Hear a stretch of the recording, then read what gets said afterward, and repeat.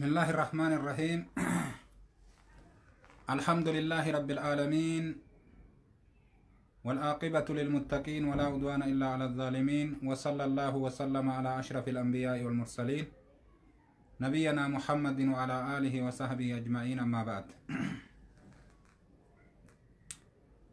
الحمد لله رب العالمين. ربي نجاها ولندي بسفارون كيسات جنة إن شاء الله كانت عن سودانك ما بيك كمو بروم سكينا كقويا هرّا سينا صحابتاتي سنرى اللي سينا عمر بن الخطاب. سينا عمر الخطاب إرى اللي كتا جهفا جيني جرّا اتلهاد دا سنين جرى دوبا. عمر بن الخطاب رضي الله عنه وأرضاه أكا إني جيشي مسلمة كيستي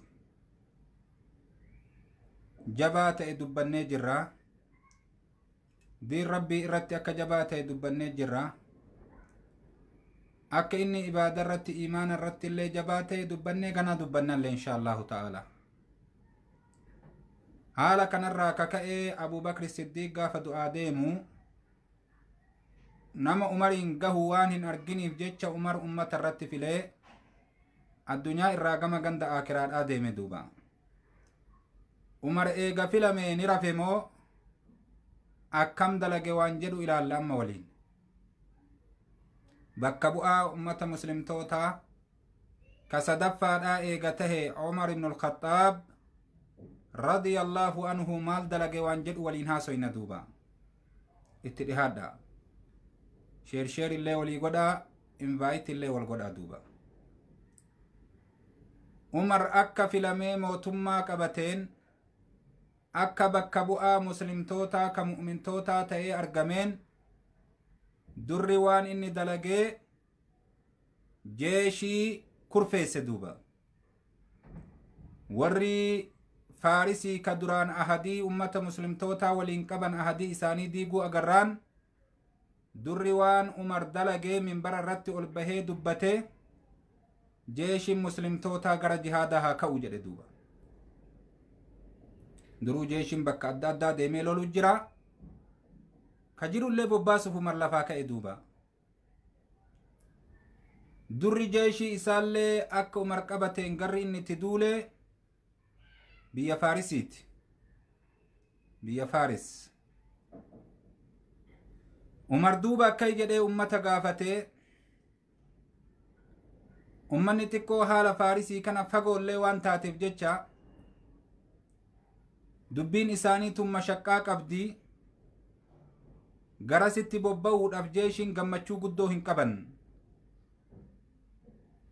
akka gariin riwaayaadhaa jettutti taraa lama saditti deebi'ee umar agartee kutbaa isaa minbara irratti deebi'ee ummata kakaasaa ture haga namni tokkollee awwaatu fi dhabutti. yeroo kanaan keessatti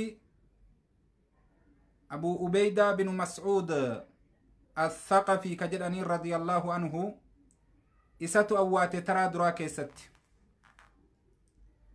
ورانا مسلم توتا كأغرتي كإني إرجي كناف غرا أمة فارسي تتي دري هقنا را كتول جديك إبالي أبي عبيد بن مسعود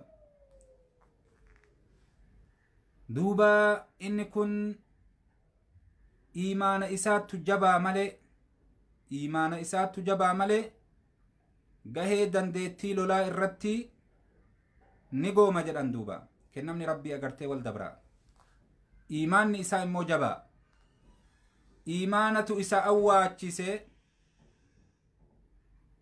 نمني فارسي اللولشي سجرو مثنى ابن حارس الشيباني جدن رضي الله عنه isa kanatu xalayaa barreessee gara umarii ilma khaxaabititti as ergee warri faarisii roorroo isaanii jabeessanii jiranii nurratti waraana naa eda'ii humna waraanaa naa dabali jedheen duuba. riwaayaa biraa keessatti xalayaa ergaa dhaqee homaa dhabnaan ka'ee luka isaatiin dhufeeya musannaan ibnu haaris. yeroo kana namni taraa duraa keessatti awwaateef abii ubeyd ibnu mas'uud isa kana duuba Umar agartee awwaatu isaa inni awwaatee jennaan eeganaa sahaban martuu wal jala agartee ka ilmaan sahabaa cufti isaanii hayyee jedhanii namu wal jala yaa'e. Wal jala yaanan agartee hogganaan jeeshaa isuma haa ta'u jedhe duuba Abu Ubeydii kana. Fashalli guddaan gaafa kana argame qadara rabbii aalamaatiin immoo wani rabbi qaddare takkallee ni naftu. Allahu akbar. Lolli eega duula Uhudiiti. Gaafa duula Uhudii sahabaa nabii kennaa nama 70 gorra'anni beeytani. Riwaayaa biraa keessatti nama 93 jecha jira. Akka gaafa duula Uhudiiti cabnanni guddaan ummata muslimtootatitti argame kalammataa cabnana kana jedhan duuba. Gaafa kana dhumte sahaban akka malee. Yeroo kana walitti qabamanii jeeshiin muslimtoota magaalaa Madiinaa irraa yaa'anii Faarisitti qaceelan. Biyyoota agartee tokko ka kararra jirtu ta Faaris bulchitu agartee kaa cabsanii to'annaa muslimaa jalatti deebisaa osoo deeman waraanni Faarisii dhageennan mootin isaanii ka gaafasanii waraana guddaa humna qabu agartee ergee jennaan waraanni bakki itti wal qunname bishaan gubbarratti bishaan dildila qaba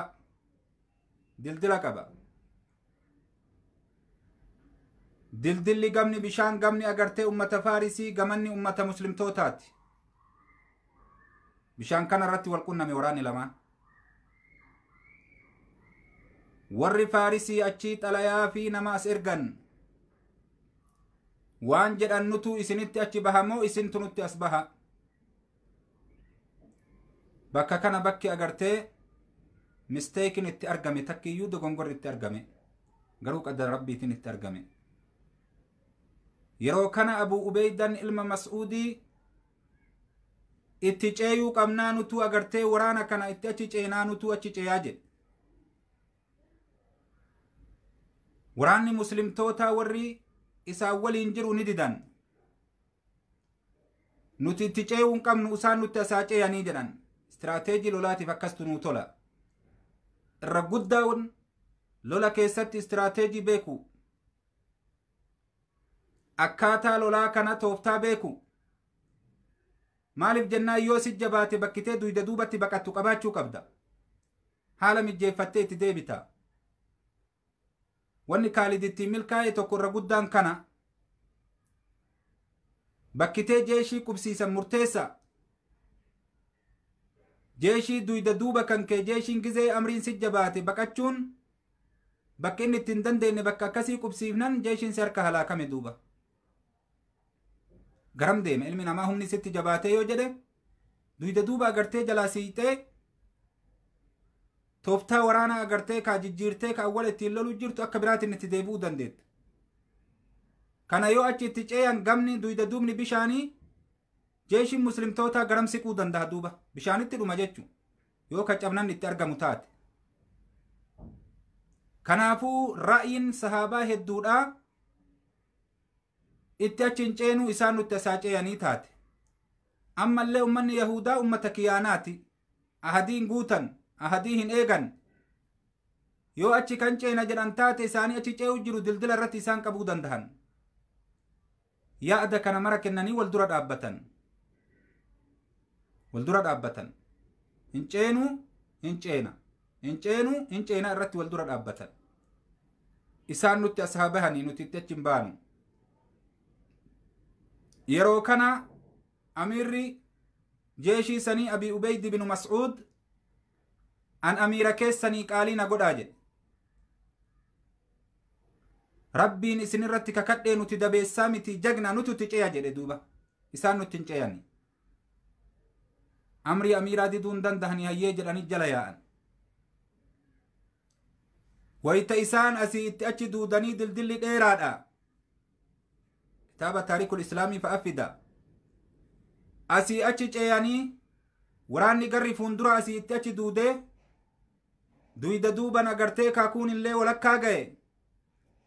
Osoo isaan ay ceeyaniitu dildila irraa achiin saabatiin xiyyatti roobsuu eegalte ruum. Bada Faaris jechuu. Yeroo kana jeeshiin haganan jedhamne dildila gubbarra dhume. garam baqachuu danda'an dildila gubbaa dildili dhiphoo kana jeeshii wal qabee akkana yaa'u jiru. akkasitti jeeshii hisaaba hin qabne irraa fixe duuba. akkuma ta'ee waraanni muslimtootaa kun dhumee kun agartee ka akkasitti walirraan tarkaanfataa gama ceeyan. yeroo gama ceeyan bifti jeeshii afwan warri bilbiltan kun jeeshiin muslimtootaa qophaa'ee way duuba dhiifama warri bilbiltan jeeshiin muslimtootaa dildila gubbarratti jeeshii haganan jedhamne dhume duuba. jeeshii haganan jedhamne dildila gubbarra dhume jeeshiin muslimtootaa. akka ta'an ta'anii gamatti yaa'an. wayta gamatti yaa'an waan takkaa hin argin argan. suni maali? ummanni faarisii ummata taqadduma qabu.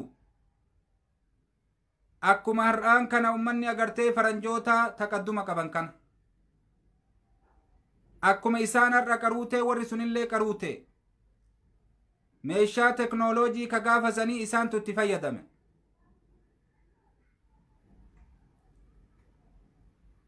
har'a addunyaan xayyuura waliin lolti, madaafa waliin lolti. gaafa san keessatti immoo waan silaa aadatti hin beekamneen lolte faaris. suni maali?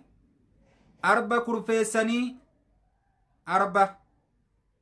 arba hedduu kurfeessanii arba kana agartee sibiila itti uffisanii gubbaa isaa irratti goojjoo ijaaranii goojjoo kana keessa nama gannaqanii namni achi keessa duudee xiyya achin naqatanii waraana achin naqatanii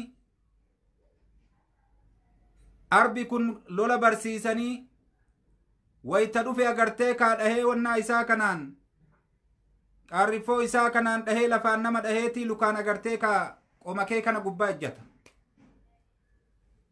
wayta qomakee gubbaa ejjate agartee macuree garaa siyaasuu malee wanni biraan jiru arba jechuu haginni ga'u agartanii jirtan duuba. bineensa rabbi uume. bifa kanaan lolti ummanni faarisi. ka gubbarra dhaabbatu agartee eboo qabatee goojjoo keessa dhaabbatee nama achiitti as dhiyaate agartee ka achirraa gad waraana. kaan achirraa xiyyatti gad darba. karaan ittiin dhiyaataniin hin jiru duuba.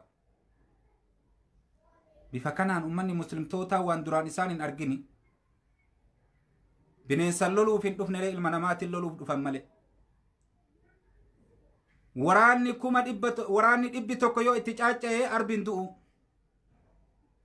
ganaa insha allahu ta'aalaa seenaa agartanii ka itti deemnu keessatti akkaataa sahaban malatti baafattee arba kana agartee eegasanii hinjifachuu dandeette ganaa dubbanna lola biraa keessatti. gaafsan malli kun hin dhufneef waraanni illee waraana xiqqaa. haala kanaan agartee sahaban nabii kennaa ni miidhamte duuba. akkasumattuu baay'ee dura dhaabbatanii ufirraa deebisuu danda'an. baay'ee agartee isaanirraa nama fixuu danda'an. baay'ee duyda duubatti deebisuu danda'an. baay'ee ittisuu danda'an. yeroo dheeraaf ufirraa qaban akkasittu. achii niitin abii ubeydii manaaba agarte duuba. manaaba agarteetii manaaba isiidhaa jaarsa isiititti himte duuba. radiyallahu anhaa wa ardaahaa. wayta jaarsa isiititti himte jaarsi isiidhaa manaaba fassaree akka shahiidummaa argatuu deemu beeke duuba. akka isa callaa miti ilmaan isaallee guutuu waliin shahiiddu beeke duuba. allahu akbar. yeroo kana duuba abu ubeyd jeeshii muslimtootatitti garagalee lallabe yoo an shahiide ilmi kiyya guddaan narraa bakka haa bu'u. yoo inni shahiide ilmi kiyya ka itti aanu narraa bakka haa bu'u. yoo inni shahiide ilmi kiyya ka itti aanu narraa bakka haa bu'u. Yoo inni shahiide obboleessi kiyya bakka haa bu'u. Yoo obboleessi kiyya shahiide achi booda nama feetan filadhaa jedhe duuba.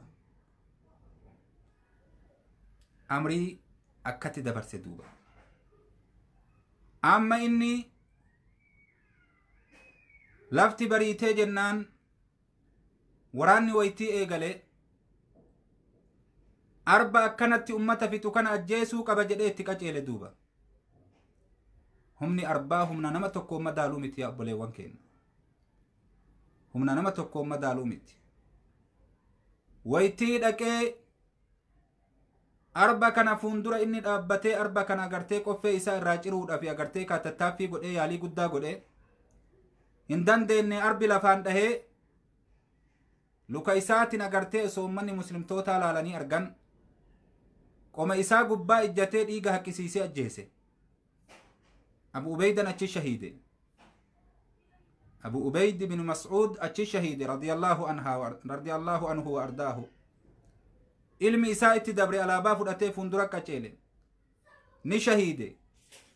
Ilmi kun itti aane alaabaa fudhatee fuundura qaceele ni shahiide. Ilmi kun itti aane alaabaa fudhatee fuundura qaceele ni shahiide. Obboleessi itti aane ni shahiide. Gosti isaa itti dabarte amma ilmaan abbeerranii gandi adeerran isaa osoo akkanatti dhumtu takka lamaan osoo dhumtu gosti isaa alaabaa fudhattee osoo itti dabartu osoo kun yoo kufu kun alaaban lafan bu'in jedhee akkasuma fudhatee duratti fiigu rabbi isaanirraa haa jaalatu. Namni hedduun gosa warra Abu Ubeydaa irraa dhume duuba. Yeroo kana waraanni muslimtoota miidhamni isaanitti argamee cabnamni argamnaan gara duubatti baqatuudhaaf waraanni muslimtoota duubatti garagale gara dildila. Yeroo kana namni tokko ka ilmaan adeerran isaatirraa ta'e gosti teenna dhumattee isin galtanii jedhe deemee dhaqee dildila mure. Rabbi isarraa haa jaalatu. Gosa teenna fixxaniitii gosti teenna dhumattee hogganaan jeeshaa keessan du'ee isin galtanii jedheen agartee ummata sahaabatiin wayita isaan duubatti baqachuu gara agartee dildilaatti qaceelan. Dhaqee dildila mure ummatatti karaa itti kutee jennaan ummanni muslimtoota osoo hin beekin wayita irra gaan agartee namni 2,000 achitti dhumate bishaanitti. Lolaan maletti waraana muslimaa irraa namni 2,000 bishaanitti dhumate. Yaa subhaanallah. Galteen akka gaafa san galtee ummata sahabatitti hin galle duuba. Warri taarikaa yeroo wassafan eega gaafa duula uhdiiti gaafa nabii keenya alayhi salaatu wassalaam ilkee isaa cabsanii mataa isaa dhoosanii Musabiin fa'a ajjeesanii Hamzaa fa'a ajjeesanii Abdallah bin Jahsh fa'a ajjeesanii gurguddaan sahabaa akkasitti dhumee qalbiin ilma namaa cabte. Cabnanni badaan agartee qalbii ilma namaa cabse eega gaafa saniitii ka deebi'e tokko kana jedhan duuba. Taarika keessatti akkatti beekama. Waraanni muslimaa lolaan maletti ka agartee baharatti dhume agartee wannaa itti murraan nama 2,000. Achi amma Abu Ubeydaa achi du'e obboleewwan isaa gosti isaa guutuun nama hedduu dhumate. Yeroo kana Musannaa ibnu Haaris Shaybaaniin radiyallahu anhu wa ardaahu jeeshii bakka lama qoodee jeeshii tokko ka ummata agartee kaafiraa fuundura dhaabbatu godhee gaafsan waraaname. Hogganaa beekamaa zabana dheeraati. Namni Faarisiin agartee kaa huduuda agartee Faaris eegaa ture isa nama abbaan Bakrii Faarse radiyallahu anhu akkasitti ummata kaaniin immoo dildila ijaaraa jedhe. Chaansiin biraan jirure ganaa dildila haarayatti ijaarutti seenan. Waraanni bakka lama qoodame. Waraanni kun dildila ijaara, waraanni kun agartee Faarisiin dura dhaabbata duuba. Akkasitti ummata Faarisii dura dhaabbatanii haga silaa agartee lolanii gaafa san waraaname agartee Musannaa ibnu Haaris Shaybaaniin madaa gaafa saniitiin du'e rabbi sarraa haa jaalatu taarika guddaa qaba gaafa irra dhufne haasa'uu jiraanna insha allahu ta'ala nama ajaa'ibaati akkasii achi dhaabbatee lole duuba ummanni kun dildila tolchuu jiran dildila ijaaru seenan dildilli ni ijaarame wayta geeffame waraanni duyda duuba deebi'e waraanni dildila sanirraan ce'anii duyda duuba deebi'e waraanni muslimtoota istirateejii lolaa tolfatuudhaaf jecha yeroo kana ummanni faarisii duukan deemne ufirraa garagalan sahaaban haga haftee walit dachaatee xalayaa barreessanii gara umarii ilma khaxaabititti ergan yaa umar waraana muslimtoota abu ubeydan shahiidee jira ilmaan isaa guutuu waliin hoggantootiin achi agartee ka isarraa alaabaa fuute marti ni dhumte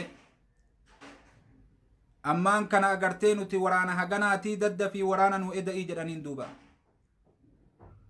umar achi waraana agartee biraa haalawatti kurfeesse ummanni muslimtoota dubbii kana dhageennan akka malee qalbii caban abu ubeydallee nama isaan keessatti akka malee jaalatamaati abu ubeydi bin mas'ud abu ubeydan nama lama akka isin harkaa waliin dhooyin abu ubeyda ilma jarraahimiti kun abu ubeydi bin mas'ud jedhaniin duuba inni kun shahiidummaa isaa kana dhageennan sahaaban akka malee rifatan cabnana ummata muslimtoota irratti argame kana dhageennan akka malee rifatan sahaabaa achitti hafte tana lubbuu isaanii dhaqqabuudhaaf agartee waraanni bakka jiru ka'ee agartee gugatee kallattii faarisiititti qaceelee dhufe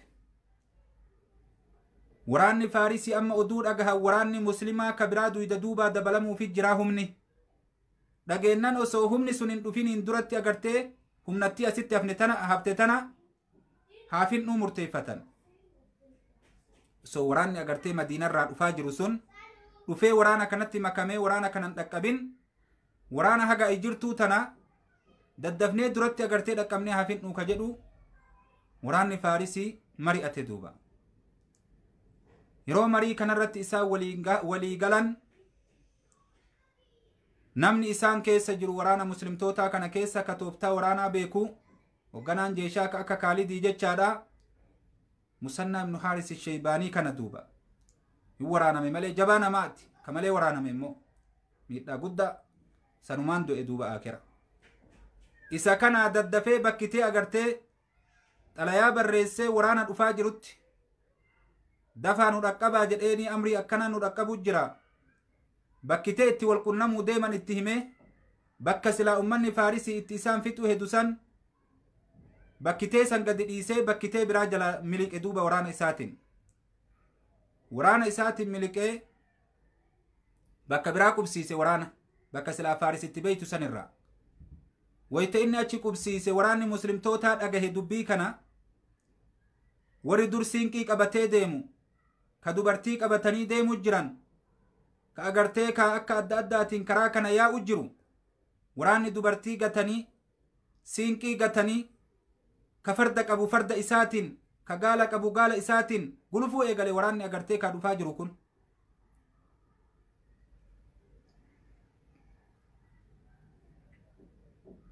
osoo waraana muslimaa kana agartee waraanni mushrikaa kun dhaqqabee hin halaakin dhaqqabuu qabna jedhanii lubbuu isaanii allahu akbar siinqii isaanii mara facaasanii waan deemanii mara facaasanii seeyfii isaaniitii fi xiyya malee waan biraa agartee buutuu gatanii kara facaasanii agartee gulufuu seeni waraanni muslimaa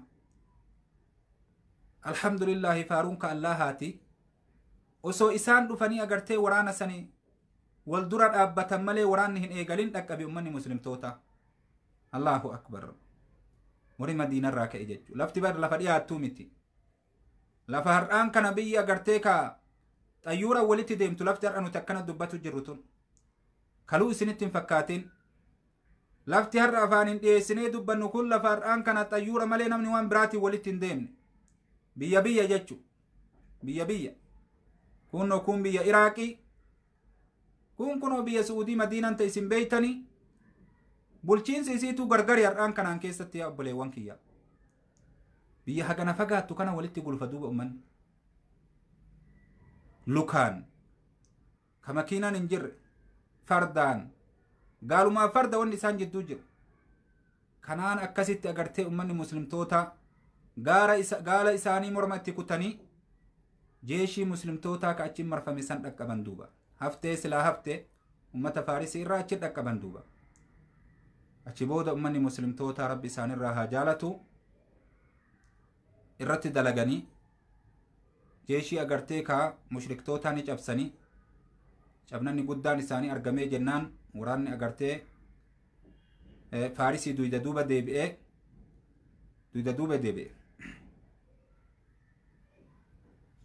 deebi'ee waraanni muslimtoota hinjifannoo argatanii alhamdulillahi faaruun ka allahati warri dhuman ka jennu sun illee agartanii rabbiin subhaanahu wa ta'ala kayrima isaanii fedhe shahiidummaa argatanii shahidummaa waan isiin qabdu waan rabbiin alamaa subhaanahu wa ta'ala dubbatee ibsesini ولا تقولوا لمن يقتل في سبيل الله أموات بل أحياء ربي سبحانه وتعالى كان جرابر ورّا أغرتي كرا ربي كيسة دوئن جدنا جر ربي سبحانه وتعالى ورّي كرا ربي كيسة دوئن دون نجراني جر ربي نياتي فمو راجر نياتي فمو جراني جر ربي سبحانه وتعالى إسان ظاهران نبرا دو أمالي ربي عالما براتي واني أغرتي إساني ولتك أبامي وان قد دوبا كانت إساني فجرا قروا قافسا أمير المؤمن توتا كإسن أغرتا عمر إلما خطابي أكملي يادوي أكملي قلبي جب إيه صحابة إسات أكسي لمتيب جج عمر يرو هدو واني إساياتشسو أكملي جيش مسلم توتا جبود دوبا يرود أمتو جيشي إساكا جيجسو كان قوتت akka jeeshii bakka agartee ka isaaniif hin mijjooyne narraan qubsiifne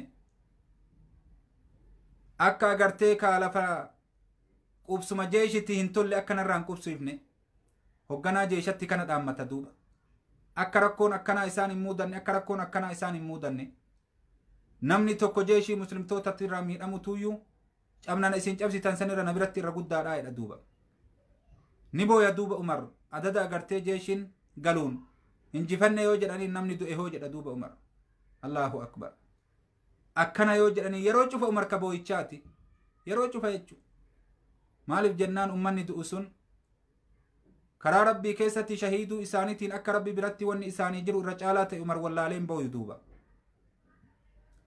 jaalala ummata muslimtootatii qabu isa boochisa duuba lubbuun nama muslimaa takkattiin agartee haqi isiin jabduu taate beeka duuba qadri isiin rabbi biratti qabdu beeka kanaaf booya duuba umar akkasitti gaafasan ummanni muslimtootaa akka malee qalbii cabanii waraanni abii ubeydaa gaafasan akka malee dhume inni illeen ka keessa shahiide insha allahu ta'ala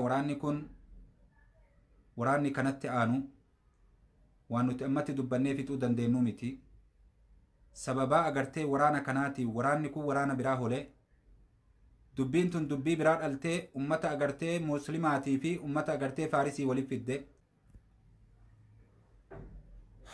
sababaa agartee cabnana guutuu faarisii wanni ta'e waan kana jechu sababaan faaris guututti cabxeen sababa waraana kanaati insha Allah sababa san darsi itti aanun keessa dubbanna yoo rabbiin alamaa fedhe amma yeroon nun fuutu yeroon nun geettu ufittin tuyin ubaabasan rabbi nu haa laaffisu wan isiniin jedhu takkattiin yeroodhaan insha Allah koottaa akka darsiin agartanii guyyaa borii kun ni dheerata rabbi nu haa laaffisu akkatti seennee fin dhugoonaa rabbii warra san nu haa godhu insha Allahu ta'ala galatooma isiniin jedha wajazakumullahu khayran sheerii fi akkasuma invite wal godhuun irraanfatina walii dabarsaa assalaamu alaykum warahmatullahi wabarakatuhu ma assalaami